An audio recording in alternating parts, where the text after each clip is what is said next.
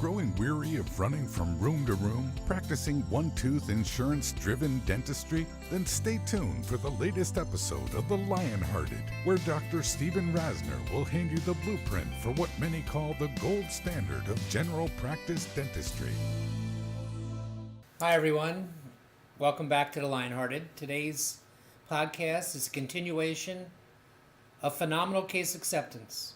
And if you're just wondering why I'm spending so much time on this, which I don't think you are, it's because those of you that are familiar with my journey and some success I've had and the numbers that my office has generated over the years, then you should know that it's not from randomness. It's not from me walking into a lucky week where I had a patient call the previous Thursday and say, "Oh, I want my whole mouth restored." I mean, does anybody ever do that? I mean, in your world, or not in my world, no one ever calls and says, "Wow, I've been really doing some thinking, and I know I like to start out with quadrant scaling and root planing. I want to replace every missing tooth. I don't care what's involved. I'd like to have whatever necessary vertical and horizontal bone augmentations are required to give me back the missing number 30 I lost 20 years ago." And while you're at it, make sure my dentition is equilibrated. Of course, I'm being silly at this point. Nobody does that, but not in my world, they don't. And so I'm not there to teach you how to force people to want to give them full mouth rehabs.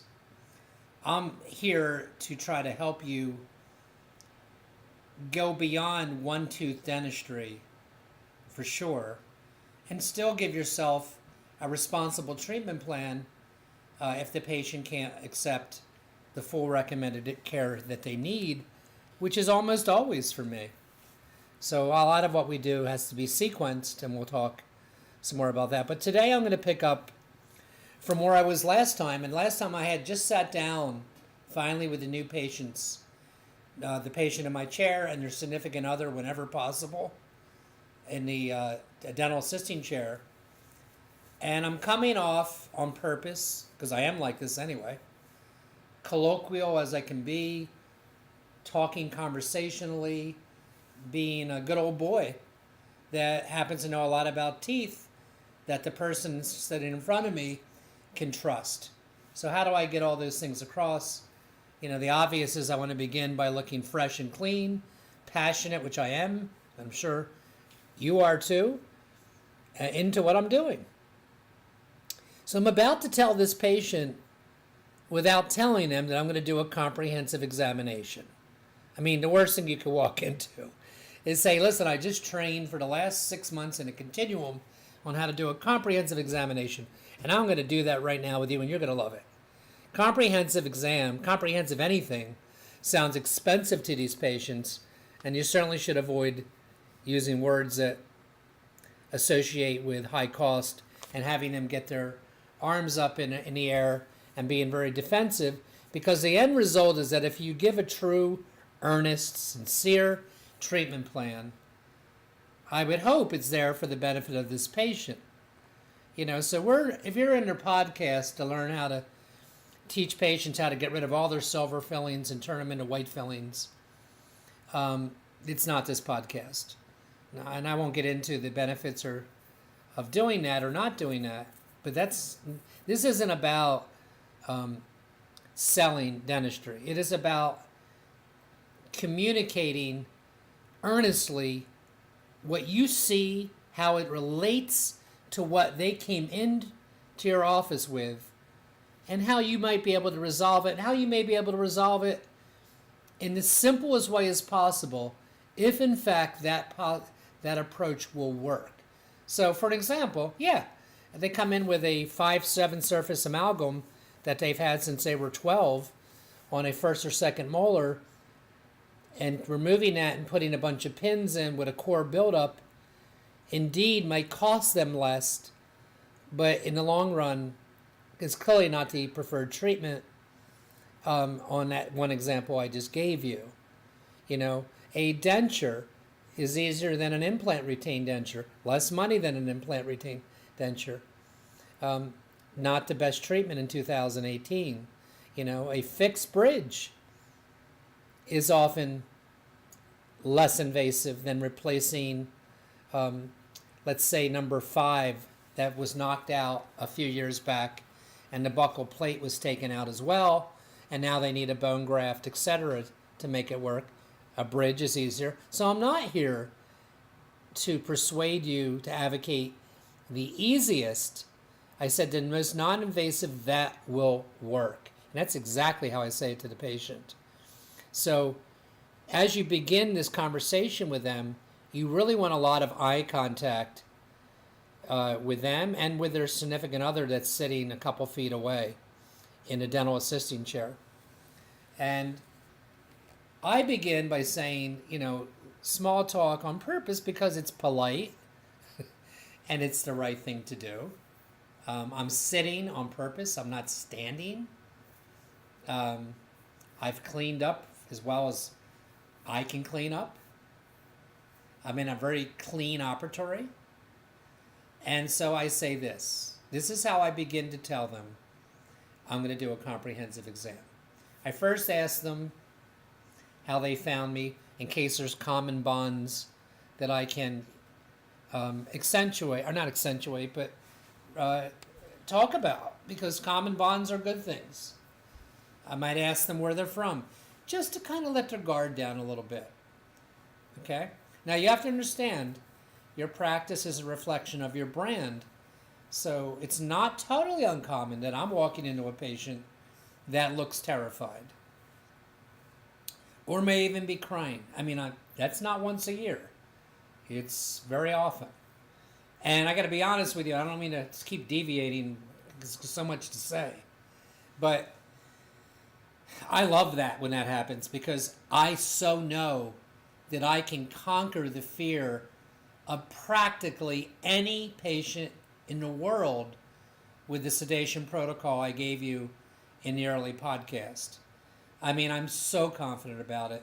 And in that case, I would go right to that and talk about that, even though that's not in the order what I would normally give. It's worth telling you for a minute. So if I walked into this patient that is pretty common in my practice, and they were crying, I'm telling you, they weren't sobbing, but they're obviously holding it back. Maybe the significant other is rubbing their shoulder. This is when I walk in the room. I say, listen, the first thing I got to tell you is if you just give me a minute or two, I promise you, you're going to feel so much better. I don't normally talk first about the fear thing, but since it's so apparent here in this room, I want to talk to you about it right now. And let me tell you how I'm going to handle that. I've been orally sedating patients for over 20 years. Number one, you need to know it's incredibly predictable. I don't care if the reason that you're upset is the noise or the whole thing, the smell, you gag. It puts you in a place, the combination that I use, which I'll explain to you, it puts you in such a safe place that it just allows me to overcome the fears of anybody. And I purposely say, now listen, because I give you a very safe cocktail, and when I tell you it's safe, I've never had one incident in 22 years of using this. Not one. And so, but it doesn't give me the license to be rough with you. I still have to be able to give you the painless injection technique that I use. I still have to be very sensitive to your body language. Do you need a little more Novocaine? This is how I talk, folks. Do you need a little more Novocaine? Or even if they don't even ask me, I just do it if I sense anything. And I got to tell you, this sedation thing is such a huge part of each and every day that I practice, that on the rare occasion that somebody's not sedated for a significant procedure, the differences are blindingly obvious to me. It makes it really much harder on me as a clinician in every way. It's just an amazing, there's not that many things in life that people tell you, it's too good to be true. In clinical dentistry, those of us that work every day, this is almost too good to be true. If I had to pay quadruple me, there's nothing I can give you that if the rules change that I wouldn't use it. So backing up, sometimes I will talk to that patient about it. I'll just say things that are the truth. I'll say, look, you're going to be snoring, okay, literally snoring as I work. And I said, you know the best thing about it? I can still communicate with you, and it's true. I can tell when you have to go to the bathroom because your blood pressure is going to rise. And if I whisper in your ear, even while you're snoring, you'll nod your head, yes, and I do, that I have to go to the bathroom. And you'll go to the bathroom, you'll never remember it. My nurses will walk you to the bathroom, you'll come back, and we'll take you off the nitrous, put you back on the nitrous, and you'll be asleep again. It's just amazing. And I got to tell you something, maybe it's because it's happened for 22 years and I so believe in it. But they believe in me believing in it in a matter of a couple minutes. I mean, seriously. So I got to get past that to get into the rest of it. Okay? And then I'll tell them this. I'll say, you know something? I'm one of these professionals that just lived, ate, and drank my profession. I did. It's what I do. I'm not saying it's a good thing, but I never got into golf. I don't have a boat. What I did early in my career is I went and sought out the best minds I could find in every aspect of dentistry. And I didn't do it for a month or two or a year or two. I did it for 20 plus years and I still do it even today. And I learned an amazing amount of things. I learned how, as I just told you, how to work on patients while they're asleep. I know how to take a tooth out, and I say this on purpose, without putting my knee on your chest. I don't even use the pliers that is imagery in my patient's mind. We don't even do that. I know how to take your tooth out by slipping it out of your bone if that's necessary. Now, I may know a lot. I do know a lot about this patient's needs. I should have said this to you before I even walk in the room, because I kind of forgot to tell you that Michelle has coached me on all the information she gathered from the initial phone call, from the in-office interview. I know a lot of stuff, and I probably have looked at their x-rays briefly in the hallway before I walked into the room. So I know, I won't be talking about tooth extractions if it's crystal clear this patient won't be having any tooth extractions. But I'll go along that way, you know, and then I'll say this on purpose. But what I learned the most is something I call what to do when. So what's that mean? I'm saying this to the patient. I mean, what to do when? How do you know? You just met me a half an hour ago, 15 minutes ago. Then the advice I'm going to give you later today is the right advice. Or how do I even know that's correct? And I point out the fact that, you know, dentists are usually not in hospitals. We usually don't have the luxury of running into 5 other dentists per day at lunch or at some meeting in a hospital where we can share a case. So it becomes critically important to every dentist and to every patient that you're amazingly well trained in what to do when. And so what I just told them, or I'm about to tell them, is I'm going to do, the way I'll know what to do when, is to give you a comprehensive examination. I never use that word, but that's what I'm telling them. And I'll say what to do when goes like this. I'm going to look at 5 things on you today, even though I know you came in here, whatever they came in for. But I'm going to look first and foremost at the health of your gums, your bone, what dentists call your periodontium. And this is why I look at that first. Because it's the number one thing that's wrong with most patients. And guess what else? It doesn't hurt.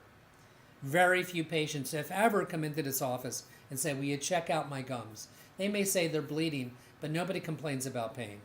And if they do, it's really far down the road you don't want to go down. And I said it might even shock you, and I always say this. I know how old they are, and I'll tell them, I'll use a statistic that's accurate, that 20% of Americans by the age of 60 in the United States have lost all of their teeth in one of their arches, either their upper or lower arch, by 60. I didn't know that statistic, by the way, till a few years ago. And I find it startling, that 1 out of 5 people younger than me, and I'll say that to them, I'll say 1 out of 5 people 10 years younger than you have no teeth in their upper or their lower jaw. One of the jaws is missing all their teeth. Or I'll say 3 years older than you, or whatever it is.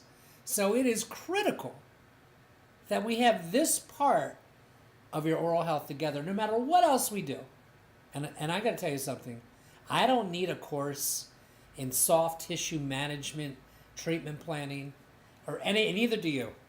All I use is what I just told you, which happens to be spot on truth. And, if I look at an x-ray and there's missing bone whatsoever, or I look in their mouth and there's not missing bone, but there's obvious inflammation generalized throughout, they're getting scaling and root planing and a 3 to 4 month recall and a number of other things of therapies that we have at our disposal today. It's part of the process. It's like buying the land that comes with the house you want to put on it. It is not optional. So that's for starters. Then I'm going to say to them, and then I'm going to look, number 2, I'm going to look at all your teeth, not just the one you came in with. And I'm talking to my audience right now. This is a really easy one to convey the importance of, because probably 80% of the people that you examine as an adult will either have a missing tooth, a crown, or a root canal, or both, or all 3. So I say to them, and now they're right in front of them is a monitor of their x-rays as I'm having this discussion. And I'll say to them, you see, you had a crown up here on the upper right, or you're missing that tooth on the lower left, or whatever. Wouldn't it have been better, easier, if I had gotten, or your dentist had gotten to that problem before the need to go through all that? I said, the problem in dentistry that most patients don't understand is that things don't have to hurt and they could be wrong. You can have an abscess, I explained to them, and it doesn't have to hurt. And I'm sure you all can relate to this. You can, certainly if you can have an abscess, you can have a big cavity and it doesn't have to hurt. So I'm not interested in changing any of your old filling. I say this on purpose. Remember, I'm always thinking trust. And they should trust me, and they should trust you, by the way. Trust is everything to long-term success. So I say, I'm not looking to change old fillings just because they're old and they don't look pretty. That's not what I'm doing. I'm looking for things that are breaking down, that if I don't treat them for you, even if you don't know about them, that they're going to cost you more money and time in my chair, and I know you'd rather not do that if that's possible. So that's why I look at every tooth. Done. Say nothing else. You've got it. Now, I haven't done all this yet, by the way. I'm telling them what I'm going to do. And it doesn't take as long as I'm telling you, because I don't have to go through every single innuendo of the reason why.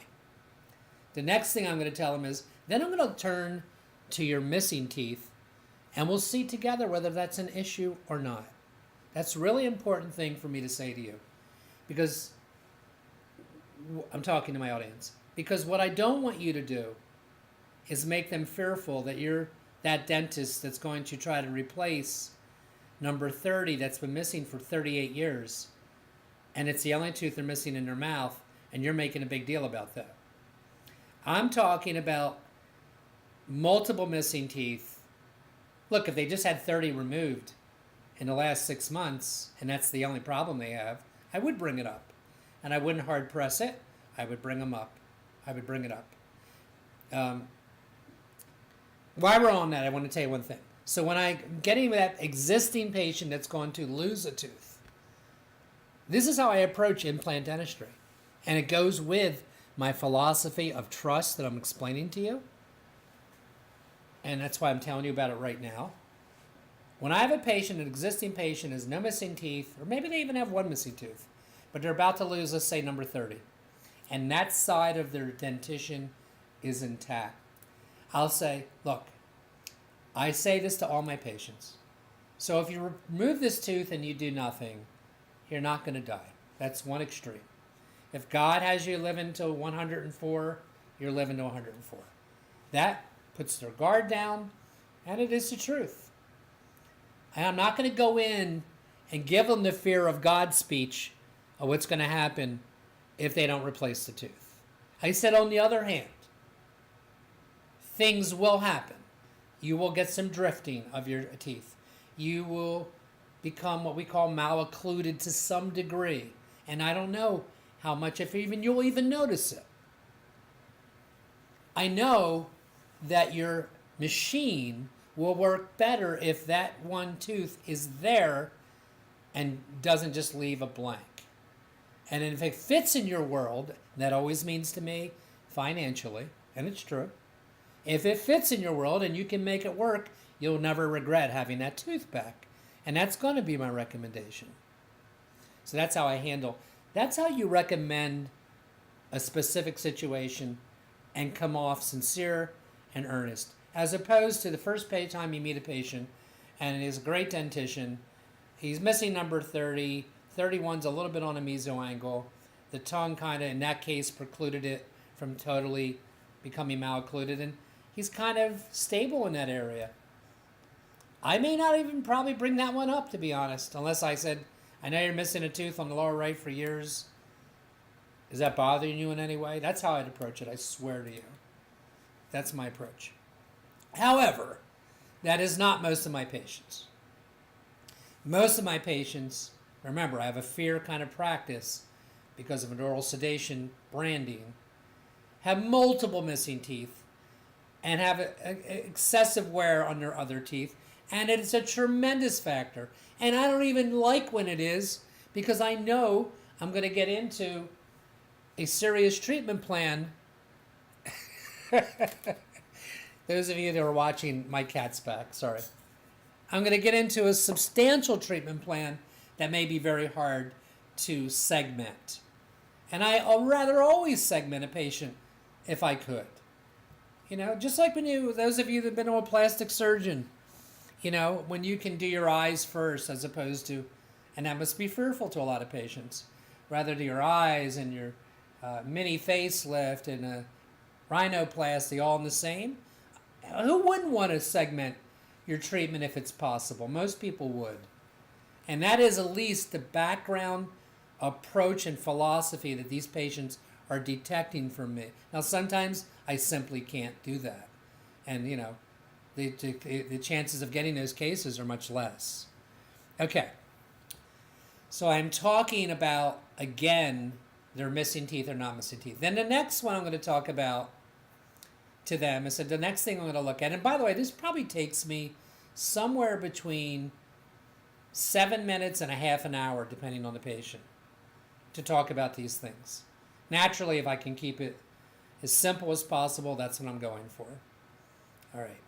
So the next thing I'm going to say is, the next thing I have to look at is what dentists call occlusion. It's what you know is your teeth coming together, how you bite. And so we need to talk about that. Now, you need to know, I'm talking to my audience right now, that this is a loaded part of the exam. I really got to take a few minutes and talk about it. First of all, I've been in dentistry 38 years. There was a time in my career where I had taken a lot of occlusion courses, all of Dawson's, many other things, Frank Spear. For one short time, part of my everyday get-up in the office was a Doppler to listen to joints and muscles on my belt. I'm sorry, I did. Look, your career kind of develops the way you want it to develop. I did not find the treatment of patients with hot muscles and joints very satisfying. In addition, I didn't think the patients were all that appreciative. So I tend to pass on that type of patient, meaning I will refer if that patient's a hot mess, so to speak. Okay, but let's say it's not that patient. No symptoms that they're really aware of. Gigantic masseter muscles, multiple missing teeth, and a crown that they had done a year ago that's been out 3 times. History of root canal, very little furrow. then it's going to open up really a lot of discussion. And these type of cases, although I haven't got into the discussions yet in these podcasts about when you can present day one, I'm a big advocate when you can reliably present treatment on day one, to do it on day one for a multitude of reasons. And there's an abundant times you can do this. And I'm not going to get into a argument match with anybody on this at this point. I truly believe after 38 years, and even after way less years in practice, there's very appropriate times. Patient has a normal dentition, doesn't have excessive wear, good perio, they broke off number 4 or 5, history of root canal crown to the gingival margin. They don't want to, doesn't, not an indication for orthodontic extrusion to create a ferrule. They don't want to go through ortho. It's a extraction implant. Or maybe even a 3-unit bridge in some cases, in some practices where the patient can't take, are taking bisphosphonates, whatever the reason is. Or maybe it's just quadrant dentistry. Just replacing broken down old teeth. Like my mouth has been that in the past. I had my 8 molars crowned 17 years ago, by Bill Strupp, by the way, in Clearwater, Florida, the Yankees dentist. Maybe it's just that. There are clear times you can treatment plan day one, and I always say, could you defend that treatment plan in front of the board of dentistry of your state, of wherever you're from? If you can, give it. The longer this thing drags out, now, when does it drag out? It often drags out with higher need restorative cases. A patient with occlusal issues, not necessarily symptoms of pain, but parafunction, wear, and they want restoration. Multiple missing teeth. For goodness sakes. Yeah, this is a case that requires mounted models, wax ups, the whole bit. And you're at great risk in these cases because most patients can't justify the $350, $450, whatever it's going to cost for you just to get the diagnostics out of the way so you know what you can do. So they're not even cases I really like, to be honest. And they're not cases I would hesitate to pass on. If the patient, can't, it's another prime example to set you up, my colleague, to under-engineer the case due to cost limitations of this patient, and then you get burned.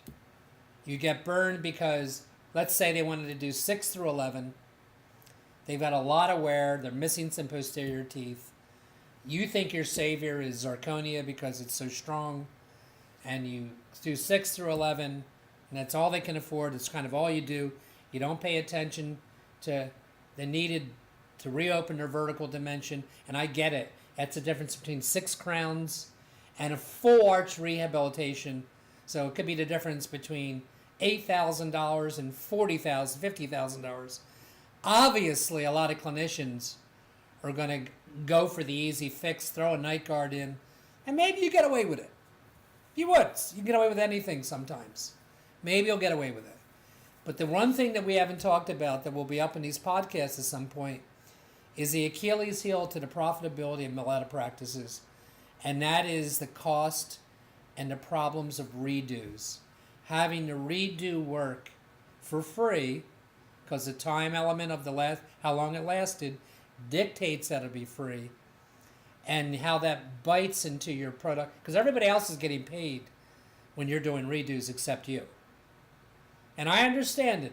I do a lot of redos too. You do enough high-end restorative cases, you will get failure for sure with some of these cases or parts of the case, and it's just appropriate. You have to redo them. Well, the patients are generally pretty good about this, but they're probably not thrilled. They're probably not spreading the word that you want them to spread. I'm telling you all this because you really have to think about, do you want to do these type of cases? These really hard, high-end cases that require, 6 months, 12 months, a year plus of work. So it's not a little thing sometimes to think this out and certainly have them back and make sure they understand what to expect and you're meeting their expectations. So things we need to talk about when we come back to the next podcast is the fifth and final factor of my exam, which is pretty easy, which is aesthetics. I purposely, unless that's why they came to me, leave the fifth component of the examination as aesthetic dentistry.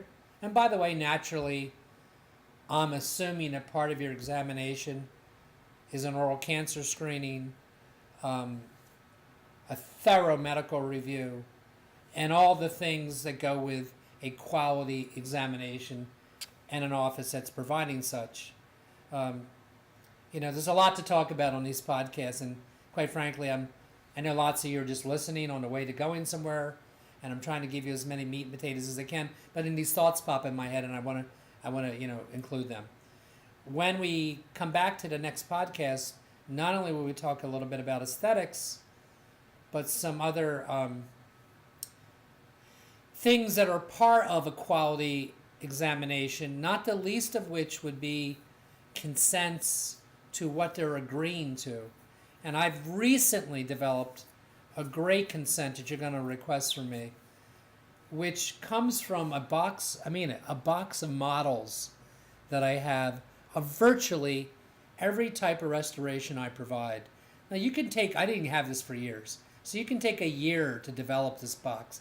Everything from a single crown to a single implant retained crown to a regular denture on an articulator, I'm talking conventional denture, to all the different implant types of restorations and partials, because they are going to physically see it, hold it, and know that I've described what it is they're getting for what they're paying for. And this is not a threatening, intimidating type of discussion with them.